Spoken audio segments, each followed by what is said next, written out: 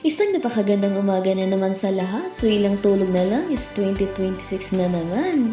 So hanggang ngayon pa ba, wala ka pa ring property. So ito yung pinaka-the best na kumuha ka na sa halagang 1,300 per square meter. Iyong-iyo na po ito. Pwede niyo po pagtayuan ng inyong magiging dream house or pwede po kayong mag-mini farm po dito. Ang aming property po ay pwede po siyang hulugan at ito po ay titulado. Napakalapit lang po ito sa may National Highway, halos mga 11 minutes drive lang. Simula po dito sa may mga sakayan po ng bus at saka mga jeep. Then napakalapit din po nito sa market at saka sa school. So itong property po dito is napakapatag po niya. So pwede po kayo mag-cut ng 200 square meter or hanggang ilan po yung kaya po ng inyong mga budget. Napaka-the best po dito maglagay po, mag-alaga ng mga hayop or mag-mini farm, magtanim ng mga prutas. So first quarter po ng 20